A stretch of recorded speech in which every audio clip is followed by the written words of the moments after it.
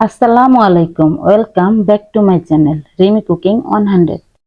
আজকে আমি আপনাদের জন্য খুব মজার একটি রেসিপি নিয়ে চলে এসেছি, আর তা হলো নুডলসের পাকোড়া। নুডলসের পাকোড়া খুবই সহজ এবং ঝটপট তৈরি করে নেওয়া যায়। তো চলুন এই রেসিপিটি দেখে নেওয়া যাক। প্রথমে আমি একটি হাঁড়িতে প্রয়োজন মতো পানি ব্যবহার করছি।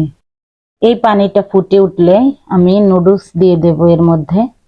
পানিটা ফুটে উঠেছে, এখন আমি এর মধ্যে নুডলস গুলো দিয়ে দিচ্ছি। আমি এক পিস নুডলসকে দুই ভাগ করে দিয়ে দিচ্ছি।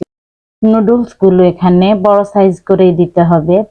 আপনারা যে কোনো সময় ঘরে থাকা উপকরণ দিয়েই তৈরি করে নিতে পারেন এই নুডলসের পাকোড়া। নুডলস গুলো বেশি সিদ্ধ করা যাবে না। ঠিক এরকম অবস্থায় আমি নুডলস গুলো নামিয়ে নিচ্ছি। একটা স্ট্রেনারের সাহায্যে আমি নুডলস গুলো পানি ঝরিয়ে নিচ্ছি। এখন আমি ঠান্ডা পানিতে আবারও নুডলস গুলো ধুয়ে নিচ্ছি। এতে করে নুডলস গুলো একদম ঝরঝরে হয়ে যাবে। এখানে আমি 4 পিস নুডলস সিদ্ধ করে নিয়েছি। এর সাথে আমি বড় সাইজের একটা পেঁয়াজ কুচি করা দিয়ে দিলাম। এর সাথে দিয়ে দিচ্ছি 1 টেবিল চামচ আদা এবং রসুনের পেস্ট। এর সাথে নুডলসের মশলা অ্যাড করে দিচ্ছি। এখানে আমি 4 পিস নুডলসের সাথে 4টা মশলা নিয়েছি। সাথে দিয়ে দিলাম কাঁচামরিচ, 5-6টা কাঁচামরিচ এখানে আমি কুচি করে দিয়েছি। এর সাথে দিয়ে দিলাম একটা ডিম। এই ডিমটা পাকোড়াগুলোকে ক্রিস্পি করতে সাহায্য করবে। এরপর দিয়ে দিলাম আমি সয়া সস। এখানে 1 টেবিল চামচ সয়া সস নিয়েছি আমি। সবশেষে আমি দিয়ে দিচ্ছি কর্নফ্লাওয়ার। এখানে আমি 3 টেবিল চামচ কর্নফ্লাওয়ার নিয়েছি। কর্নফ্লাওয়ার এখানে বেশি দেওয়া যাবে না, না হলে পাকোড়াগুলো ক্রিস্পি হবে না। সবগুলো উপকরণ ভালোভাবে মিক্স করে নেব। এর মধ্যে একটু পানির প্রয়োজন ছিল, তাই আমি 2 টেবিল চামচ পানি ব্যবহার করেছি এখানে।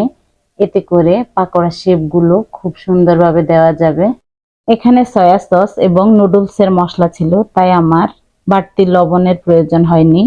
এরকম শেপে আমি সবগুলো পাকোড়া ভেজে নেব। এখন চুলায় একটা প্যান বসিয়ে দিয়ে আমি প্রয়োজন মতো তেল দিয়ে দিলাম।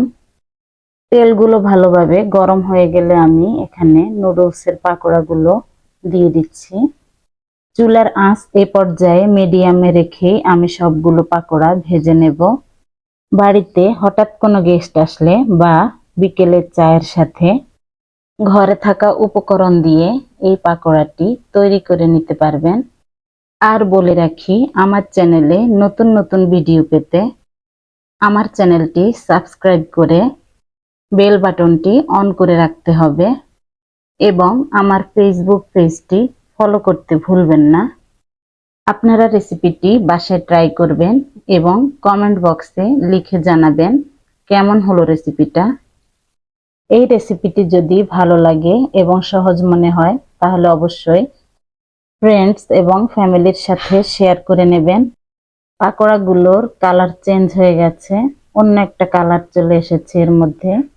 এই পাকোড়াগুলো আমি ব্রাউন কালার করে ভেজে নেব। এরকম নেড়ে চেড়ে উল্টে পাল্টে এই পাকোড়াগুলো ভালোভাবে ভেজে নিতে হবে। আপনারা আমার ইউটিউব চ্যানেলটি সাবস্ক্রাইব করে রাখবেন এবং পাশে থাকা বেল বাটনটি অন করে রাখবেন নতুন নতুন ভিডিও সবার আগে পাওয়ার জন্য। এই পাকোড়াগুলো আমার এক সাইড ব্রাউন কালার হয়ে গেছে। এখন আমি পাকোড়াগুলো উল্টে দিচ্ছি। উল্টে পাল্টে পাকোড়াগুলো আমি ক্রিস্পি করে ভালোভাবে ভেজে নেব। এখন এই পাকোড়াগুলোতে আমার কাঙ্ক্ষিত ব্রাউন কালার চলে এসেছে। আমি তেল থেকে পাকোড়াগুলোকে উঠিয়ে নিচ্ছি। আপনারা ভিডিও ফলো করে সেম ভাবে এই পাকোড়াগুলো ভেজে নেবেন, তাহলে খেতে ভীষণ মজাদার হবে। এভাবে আমি সবগুলো পাকোড়া উঠিয়ে সেম ভাবে পরের পাকোড়াগুলো ভেজে নেব। একই প্রসেসে পরের পাকোড়াগুলো আমি তেলের মধ্যে দিয়ে দিচ্ছি। এই পাকোড়াগুলো আমি তেলের মধ্যে দিয়ে উল্টে পাল্টে কিছুক্ষণ ভেজে নেব। এরকম সেম ভাবে বাদামি কালার করে পাকোড়াগুলো আমি উঠিয়ে নিচ্ছি। এই তেল থেকে পাকোড়াগুলো উঠিয়ে আমি সার্ভ করে দেখিয়ে দিচ্ছি। এই পাকোড়াগুলো টমেটো সস দিয়ে খেতে খুবই ভালো লাগবে। তো আজ এ পর্যন্তই। সবার সুস্থতা কামনা করে এখানেই বিদায় নিচ্ছি। সবাই সুস্থ থাকবেন, ভালো থাকবেন আর আমার জন্য বেশি বেশি দোয়া করবেন। আল্লাহ হাফেজ।